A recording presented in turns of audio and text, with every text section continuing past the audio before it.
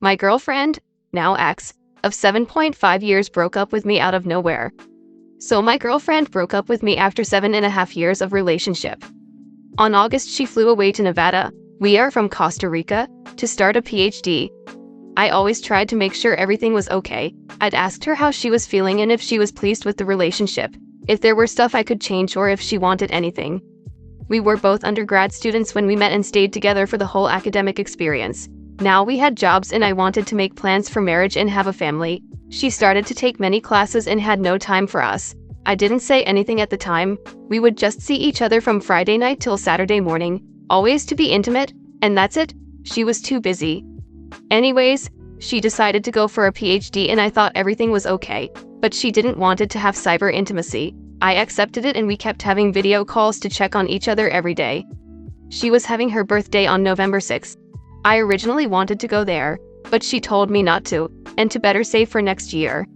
On Sunday, the day before her birthday, she ghosted me the whole day starting from the afternoon till mid-morning of her birthday. I sent her a birthday message, really felt message, but she just said thanks, very cute message, then went to study, and at the same time as the day before, she disappeared.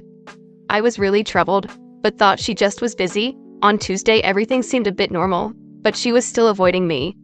On Wednesday I asked her to please have a video call with me, and at noon, while she was cooking, she just said that she didn't want to continue with the relationship because she didn't feel the same, whatever that means.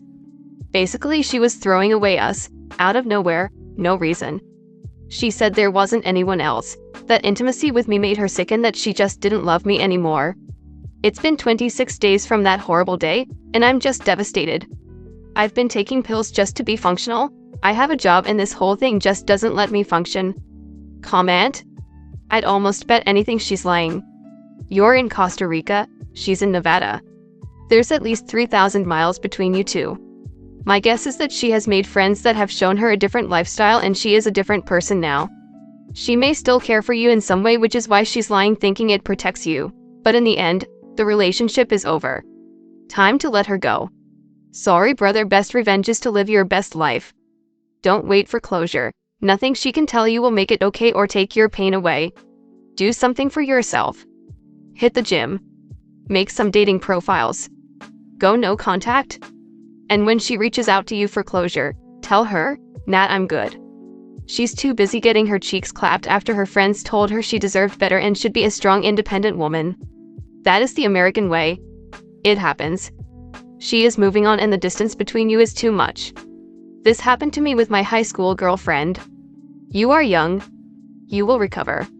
Costa Rica sounds like a much better place than Nevada. You will get over this and meet another girl. Don't blame yourself. This wasn't out of nowhere. No one just suddenly decides to go for a PhD thousands of miles from home. It's a completely different culture with a completely different language. She must become native speaker fluent in to pursue her degree. She's left everything she knows and relied upon for her support system.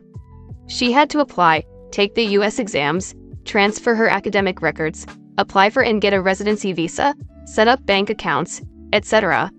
This was a long process of her deciding to cut everything. She was gone the day she was accepted. Story 2. My ex and her husband asked me to be a throuple. I have a dot with my ex-girlfriend Jenny. We were never serious and our child was unplanned, though now that she's here she is our blessing. Jenna and I split up amicably and I will say we are very good friends who not only work together to give our daughter the best life we can, but we are also comfortable talking about each other's lives and provide support when needed. After the birth of our daughter I have been very busy with my career and never got a chance to date much. But Jenna started seeing Paul when our daughter was 3 and married him a year later. Paul is nice, funny, and he genuinely loves my daughter. I'm more than happy Jenna and my daughter have him in their lives. I'm also glad I get to know him because he is a big shot in my field of work and he has been giving me a lot of advice as well as pointing out and providing opportunities for my job. I hang out with Jenna and Paul at least once a week, and my daughter is so used to me being at their house and sometimes sleeping in the guest room that she insists Jenna and Paul keep my favorite cereal in their kitchen. They also sometimes drop by my place and surprise me with food or household supplies, especially when Paul knows I'm busy with work. Our field is very small and tight-knitted. I can't say I didn't see it coming when about 6 months ago Paul and Jenna asked me to have a threesome with them. Paul is an attractive guy and I was so comfortable with them and a bit lonely, so I said yes. It was great. I never had a threesome or anything romantically involved with a guy before, but I enjoyed it greatly. Apparently they did, too, because we did it once a month ever since. I'm sure they sleep together, just the two of them as well, but I haven't had anyone in my bed other than them since that first time. A week ago, Paul and Jenna sat me down and asked me if I would like to be in a relationship with them. They said that they would like to have me as a permanent part of their daily lives and take care of me better because they know I don't really take good care of myself or my place when I'm busy with work. They said I could stay in the guest room or they can convert their second garage into my own space with my own kitchen and bathroom. They said they haven't talked to my daughter yet but couldn't imagine her being anything other than thrilled. I'm seriously considering it. To be honest, I'm not in love with them, but then again, I don't think I have ever been in love with anyone before in my life. I'm happy and comfortable with them, and the thought of seeing my daughter every day is a big push. The only thing I worry about is how to tell other people about our relationship, especially our daughter when she gets older. And what if Paul and Jenna have a child? How messy will it be to explain everything? I'm thinking of having a trial run of me moving into their guest room for a couple months to see how things go.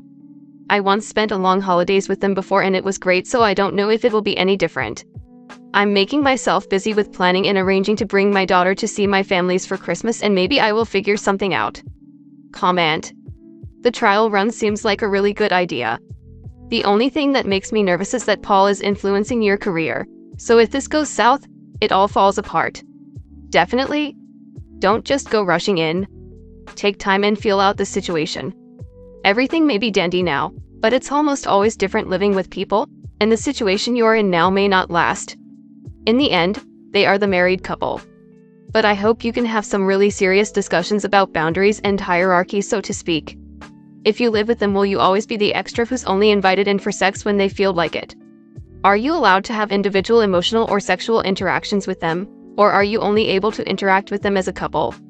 How would finances work as far as paying things like rent/mortgage, food, and household products? Would you all be publicly announced as in a relationship, or would you be a roommate or friend when introduced to people? If you lean more toward romantic and you're fine with having an occasional sexual relationship without being bothered by or jealous of their deeper emotional relationship together, this could be a perfect fit. But if you feel like you'd possibly feel emotionally or romantically neglected, it could be rough. Also, as someone else mentioned, the fact that you and the husband work in the same field could be dangerous if you all ever split up.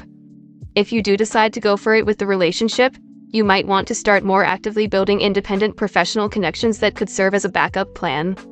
But honestly, the way you describe them, it sounds like it could actually be a pretty good environment for you all, including your daughter, assuming you guys do keep the separate living spaces and all work together as far as childcare and housework.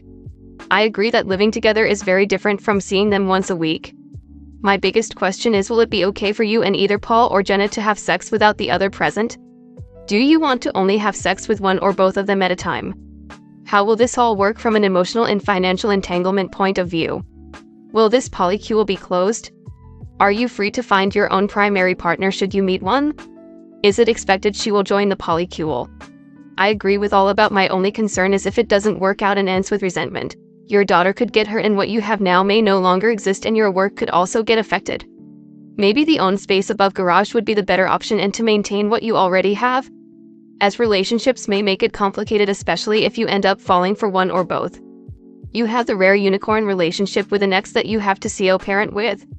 You two get along well and you get along with and like her husband. That's rare and it's fantastic for your daughter. So my advice is to absolutely and unequivocally turn them down.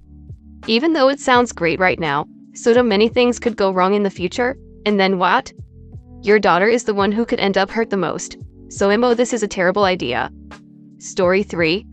I was a victim of gang rape over a decade ago that gained national headlines. My story of gang rape that gained popularity in the country over a decade ago. Sorry if this story is too much information, but it's been over 13 years since this has happened to me, and suffering from trauma, anxiety, and desperation when my teenage years were taken away from me and have not had anyone to blame but myself. There was a group of people in New Zealand that ran a sex ring and prided themselves on boasting on social media about drugging and having sex with schoolgirls, and the dad of the main guy had a career in television, which obviously grabbed the headlines. There was a Facebook page that they ran which became quite popular, and guys who would attend parties would have to entertain their dates and stuff if they wanted to be a part of the group. They would then share and gloat about it on Facebook Live for the whole world to see, and ran an ask.fm for Q&As of the most vulgar and disgusting confessions. This has been going for a while until a girl made a report to the police, which ended with no charges being laid due to lack of evidence. This got national headlines and protests around the country. Only in 2020, about a decade later of since the initial allegation, they reopened the case and arrested 2 guys, with one living overseas still. My story began when I was living at my grandma's house when my parents had to leave for a work emergency. My friend Jess, who is 2 years older, invited me to a non-school organized party. Few of her friends had sport the next day, and she gets one entry with a girl. Me, being 14 at the time, had never been to a party like this before. When we got there, it was a huge 3-story house with over 100 plus people there. Very loud music with tons of drinks. I have had drinks before, but in sips. I met this guy named Aaron. He and I started playing beer pong, and then later got me a drink in a cup for me and my friend. Suddenly we both were feeling off and our vision distorted, and that's when Aaron took us up to a room and we both just passed out. I don't remember getting up to the room. I woke up to Aaron on top of me. Still dazed, I screamed and screamed, with my voices being unheard by the speakers that were in the room, and looking around with the lights on, there were 2 other unconscious girls with 3 guys and blood on mine in another bed. That moment of complete shock and freeze dawned upon me, and that's when he took me up, hugging me, and opened the door to many boys screaming, and he was running around screaming with everyone touching me until this guy got my hands behind me and tied them together before Aaron lifted me up to a crowd surf with my hands tied behind my back still. Absolutely mortifying, with about all the 20 guys just going through me. It was stuff of nightmares and in a complete freeze, but I still picture and remember everything happening in slow motion until Aaron came and grabbed me off a guy and took me out and put me in the back and went on an extremely dangerous journey to the park, while he took advantage of me and at the park with everyone and the another guy on the way back. Once they came back, I don't know how I lived through that drive. It's like they were parading me around with the 2 other girls that still hadn't regained consciousness. And later 2 guys after 2 guys kept going in and out of the room using us, and they were begging me to drink more so that they can use me while I was asleep. I woke up the next day on top of a table where the music was, with a guy sleeping on my lap. That was horrific. That was brutalizing. I would never wish that upon my worst enemy. Ever. The horrifying trauma and embarrassment and humiliation, feeling so small that one had to endure, takes over life that becomes not worth living. Living to die. To also know the man person is still roaming around somewhere in the world showcases the levels of human ignorance. I am sad. I have wanted to end my life. This is me, this is my story, and this is how the rest of my life will be defined.